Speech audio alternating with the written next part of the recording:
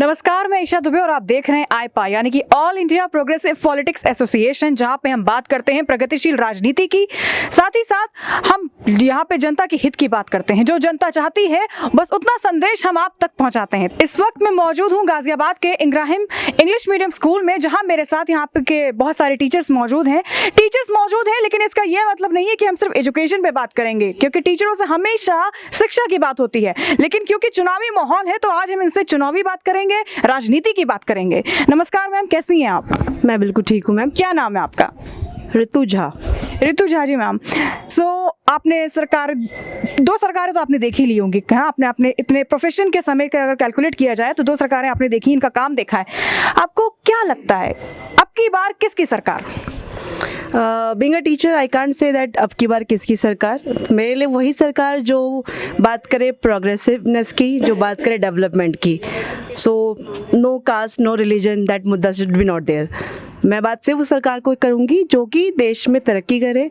और रही बात यूपी की, तो we are seeing the development and we just want that the government will be on the behalf of education also, because everywhere हम क्या देखते हैं कि चुनाव में हर बार फिर से मुद्दा वो होता है कास्ट, जेंडर, यही बातें होती हैं, जैसे कि डिफरेंट गवर्नमेंट्स के हम देख रहे हैं सरकार की। लेकिन एजुकेशन कहीं ना कहीं पीछे रह जाता है। जो मैं अभी हर पार्टी में, चाहे मैं एसपी की बात करूं या फिर बीएसपी, कांग्रेस या बीजेपी, कोई भी पार्टी एजुकेशन की बात नहीं कर रही है। बीइंग अ टीचर बहुत बुरा लगता है कि क्यों एजुकेशन की बात नहीं होती है। मैम, आपने कहा कि being a teacher I can't say that कौन सी सरकार आनी चाहिए, बट व्हाट आई से कि being a teacher you must say, you must raise voice. If you are not agree कि अभी जो काम हो रहा है वो सही है कि नहीं है, तो आपको कहना चाहिए। आप अपना जो मत दोगे, आपको फॉलो करने वाले आपके वहाँ पे स्टूडेंट्स हैं, बच्चे हैं, राइट? सो आप मुझे क्लियर बताइए, अब की बार किसकी सरकार? आपको किसका काम अच्छा लगा? I like the current government, BJP. मैं चाहती हूँ कि उसकी सरकार फिर से आए, क्योंकि गवर्नमेंट में उसमें हमने देखा है चेंजेस। तो मेरा पर्सनल वोट तो मैं बीजेपी को देना चाहूँगी। आप मुझे बताइए मैम, आप किसका समर्थन देती हैं? मेरा नाम अनीता अग्निहोत्री है और एक प्राउडली एक अपना मैं एडवेंचर बताऊंगी। मतलब एक मेरी लाइफ स्पैन है। तो आई बिलोंग टू गुजरात। मेरा नेटिव प्लेस गुजरात है। क्योंकि मेरी शादी यूपी में हुई है तो मैंने यहाँ की भी तरक्की देखी, लेकिन मैंने मोदी जी को गुजरात के दौर से जानती हूँ। तो जो मैंने डेवलपमेंट देखी गुजरात में, तो अब यूपी गुजरात सा बनने लगा। तो ये पुराना भाईचारा है, हाँ? कह सकते हैं पुराना भाईचारा है, बहुत अच्छी बात है। लेकिन फिर भी मैंने ये देखा है कि आज जहाँ भी मैं देखती हूँ, कोई मुझसे ब्राइब नहीं मांगता। किसी को मुझे देने की चिंता नहीं है कि मुझे देना है इससे या लेना है। तो एक एजुकेशन के पार्ट पे मैं यही कहूँगी कि बहुत ही फेयर गवर्नमेंट है। तो आई एम विद बीजेपी। बात यहाँ पे विधानसभा चुनाव की हो रही है, तो यहाँ पे मोदी जी का तो कोई इसमें जिक्र नहीं करना चाहिए। आप मुझे योगी जी के बारे में बताइए। योगी जी की भी बात बताती हूँ। तो योगी जी की में भी यही चीज़ है कि योगी जी मोदी जी की वजह से जीतेंगे कि योगी जी की वजह से जीतेंगे? देखिए, फेयरली स्पीकिंग हो सकता है मोदी जी की वजह से जीतें, तो जो कि बात सच है कि मैं झूठ नहीं कहूँगी। लेकिन अपने आप में भी ये है कि अनुकरण जहाँ तक किया जाए, कुछ चीज़ें उन्हें भी सुधारने की ज़रूरत है। तो ये भी मैं कहूँगी कि वो भी थोड़ा सा सुधरें। और 75% वही 80-20 का रेशियो है, तो मैं भी 80-20 के साथ जा रही हूँ फिलहाल। तो आई एम विद बीजेपी। आपको क्या लगता है सर कि राष्ट्रीय मुद्दे काफ़ी उठते हैं, बड़ी बड़ी बातें होती हैं, राम मंदिर बनाएंगे, पाकिस्तान की बात करेंगे, जिन्ना की बात करेंगे, बहुत सी बातें हैं, ठीक है, काशी में मंदिर होगा, ये सब होगा, लेकिन शिक्षा के क्षेत्र में क्या होगा, इस बारे में बताइए। आपको क्या लगता है, काम होता है शिक्षा के क्षेत्र में? मैम, मेरा नाम मोहित चौधरी नाम है मेरा नाम जी। लेकिन शिक्षा में कुछ नहीं हुआ अभी तक देखा है तो। हमारे पास ऑफिशियल नोटिफिकेशन कुछ नहीं आया। शिक्षा नीतियों से संतुष्ट हैं आप?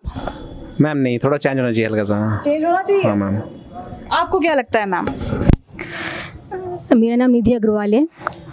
जो सरकार देश को यहाँ तक लेके जाई है, उससे आगे ले जाना बहुत ज़रूरी है। सबने कोविड के समय पर देखा क्या बुरा हाल था देश का, प्रदेश का। रोज़गार को लेके, महंगाई को लेके सिर्फ पुल निर्माण दिखाना काफ़ी नहीं है। जनता के हाथ में कुछ भी नहीं है। जनता को बदलाव करना चाहिए। निश्चित तौर पर सोच समझकर वोट डालना चाहिए। In democracy vote matters. मतदाता ही धुरी है। Please do vote after taking good decisions. Do not keep any cloud in your minds. धन्यवाद।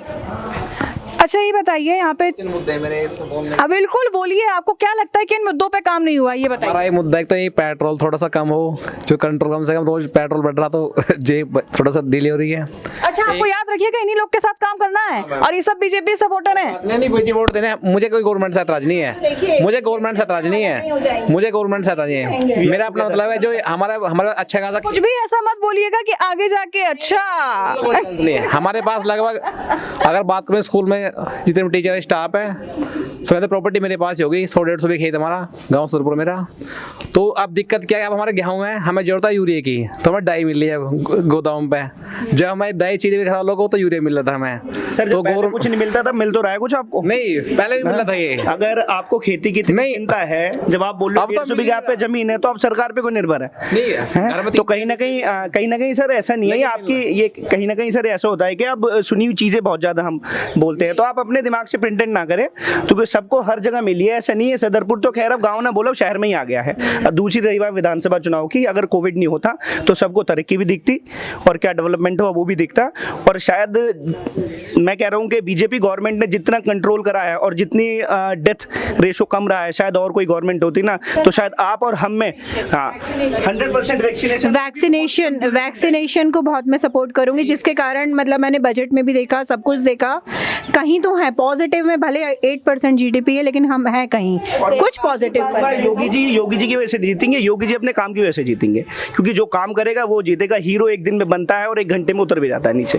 तो मेरा मानना ये है जो डेवलपमेंट करेगा वो जीतेगा। योगी जी ने बिल्कुल आप अकेला महसूस मत करिए, मैं आपकी बात सुनती हूँ। आप बताइए, कुछ कहना चाहते हैं? बिल्कुल मैम, बताइए। हमारे पिताजी नाम पहले 50 कट्टे मिलते थे यूरिया के, जो हमारा गवर्नमेंट जो खाता है, अब 35 कर दी। वो प्रॉपर्टी हमारी भी तो नहीं है, अब 35 हो गए। नहीं देखिए, मुद्दा है, आप लोगों को लगता है कि नहीं लगता, ये बताइए। अच्छा, इनको अकेलों को लग रहा है कि महंगाई है, आप लोग के लिए पेट्रोल के दाम अलग हैं कि इनके लिए अलग हैं?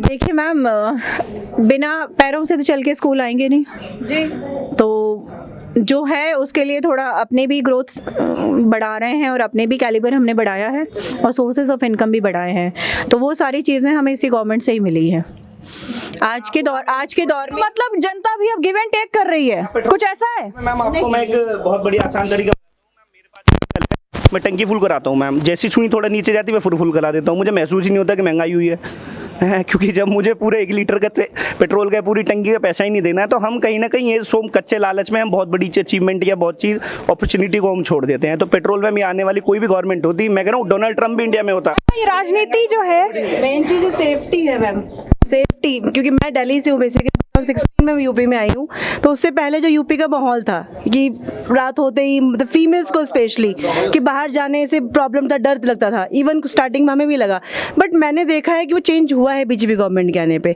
तो हम, ये हमारी आदत है, जनता है, हमारा अधिकार बनता है डेमोक्रेसी से कि हम हर बार मांगे, लेकिन मांगते तो कम से कम जो दिया उसका भी रिजल्ट तो दे हम उनको। हाँ, जो तो हम उस ग्राउंड पे महिला सुरक्षा से आप लोग संतुष्ट हैं हर तरह से? हाँ, even the digital India also, आज बच्चे हमारे पास नहीं आ पा रहे तो हम बच्चों के पास पहुंच रहे हैं ऑनलाइन के through. We are having various modes, और मैं ये कहूँगी इस 2 साल में बीइंग अ टीचर मैंने भी बहुत कुछ सीखा है जी। अच्छा, ये बेरोजगारी के बारे में थोड़ी बात करते हैं। मैम, आप लोग टीचर से, आप बहुत भली अच्छे से जानती हैं कि आप लोग बच्चों को पढ़ाती हैं, तो आपको पता है किस बच्चे में कितना कैलिबर है। You know who can go for the government thing and who can go for the private thing, right? लेकिन ये प्राइवेटाइजेशन बहुत बढ़ रहा है कि नहीं बढ़ रहा है? बढ़ रहा है।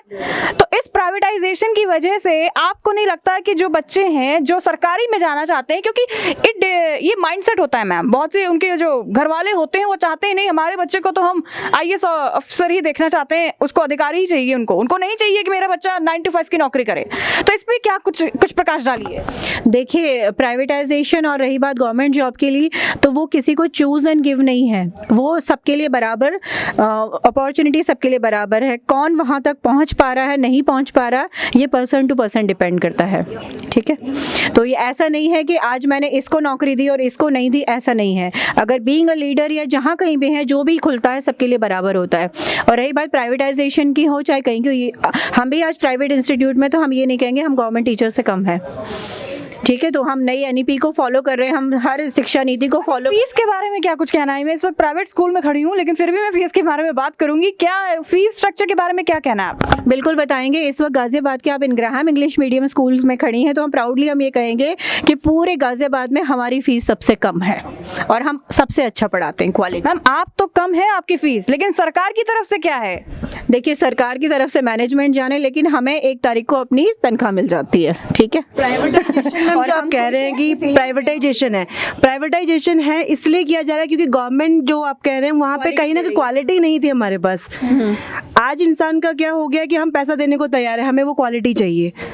तो आज देश में उन लोगों की जनसंख्या बढ़ रही है, हमारी स्टैंडर्ड ऑफ लिविंग बढ़ रही है, तो हम वो चीजें चाहते हैं। अब एक बहुत अच्छी बात है, अगर आप एक बार वंदे भारत में बैठ जाएंगी तो आपको वंदे भारत में ही मजा आएगा। तो जब 400 वंदे भारत आ रही हैं तो बड़ी अच्छा लगा कल सुन के कि भाई मेरा देश बदल रहा है।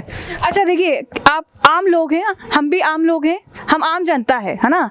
डिसीजन जो होता है वो जनता के ही हाथ में होता है। तो अगर हम 2 को 2 कहें या 2 को 3 कहें, पर अगर जनता ने एक साथ कह दिया तो 2-3 भी बन सकता है। मानते हैं कि नहीं? तो अब ये बताइए कि किसान आंदोलन को किस तरह आप लोगों ने देखा? वो जो कुछ भी हुआ, जितना लंबा चला खिंचा, उसको आपका क्या नजरिया है उसको देखने का? देखिए, किसान आंदोलन है तो वहाँ मैं ये कहूँगी कि हाँ, किसान ने अपने हक के लिए मांगा और जो कि जायज़ था। लेकिन वहीं दूसरे वे में देखती हूँ कि सालों साल वो रास्ता जाम करके बैठे रहे, तो जिसके कारण करोड़ों रुपए का फ्यूल खर्च हुआ, लोगों को इतनी अव्यवस्था मतलब मिली रास्ते में, तो वो एक अच्छी चीज़ नहीं है। एक अपील, एक कहने का तरीका अलग होना चाहिए। तो बीइंग एजुकेटेड मैं यही कहूँगी। किसान से आप क्या उम्मीद करती हैं मैम कि वो पीएचडी हो? देखिए, किसान कोई पीएचडी नहीं होता, लेकिन हमारा अन्नदाता है, ठीक है। तो एक तरीका वही है, वो भी वही रोटी खाते हैं जो हम खाते हैं, ठीक है। तो जी जी बिल्कुल। किसान आंदोलन पूरे देश ने देखा। अगर किसानों की प्रॉब्लम को एड्रेस किया होता तो ये इतना बड़ा खिंचता ही नहीं। उसको एड्रेस नहीं किया गया, गलत अफवाहें लोगों तक पहुंचाई गई। किसान के हाथ में अब भी नहीं है कोई नीति, नहीं है कोई ग्राउंड पे कुछ नहीं है। Everything is in the clouds.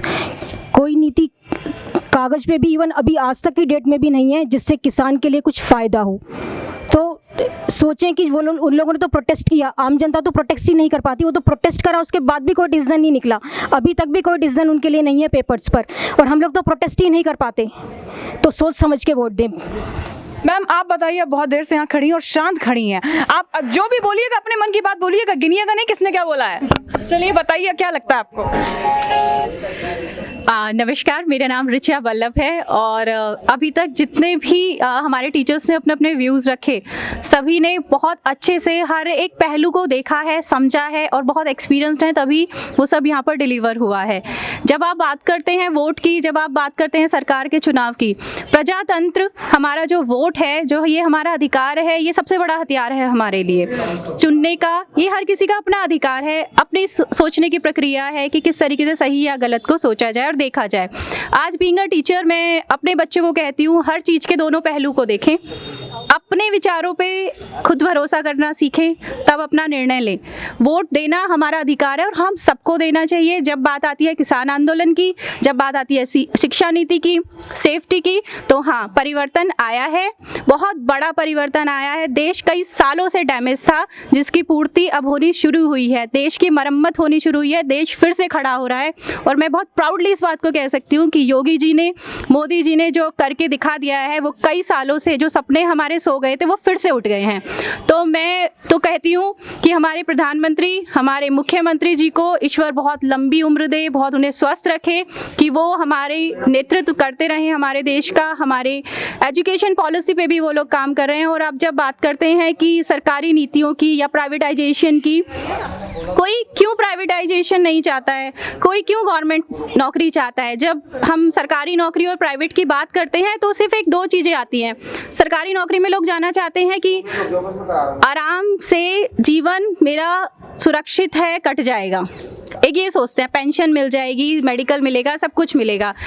आज प्राइवेटाइजेशन में, प्राइवेट नौकरी में भी आपको वो सारी सुविधाएं मिलती हैं, मगर फ़र्क क्या लगता है? वहाँ पर लगता है थोड़ा आराम हो जाएगा। प्राइवेट में क्या होता है, लोगों का एक प्रेशर रहता है। तो क्यों, जब तुम भाई घर से काम करने निकलोगे तो तुम काम करो ना। ये थोड़ी ना कि तुमने 2 साल काम किया, 10 साल बाद काम नहीं करोगे। काम करने निकलो तो काम करो। तो अगर सरकार किसी भी क्षेत्र में प्राइवेटाइजेशन लाती है तो वो उन्हें एक्टिव लाने के लिए कर रही है, कि जो पैसिव मोड में हमारी फंक्शनिंग रुक गई है उसको एक्टिव किया जाए। सो अगर वो उस तरीके से भी सोचती है तो मुझे नहीं लगता उसमें भी कोई बुराई है। आज हमारा देश एक बहुत अच्छी कगार पर है और मैं हर किसी से निवेदन करूंगी कि प्लीज़ इस चीज़ को देखें, समझें। पिछले सालों के आप अपना डाटा देखिए, हमारा क्राइम देखिए। यूपी कहाँ कोई पूछता था, उत्तर प्रदेश का कभी कोई नाम था?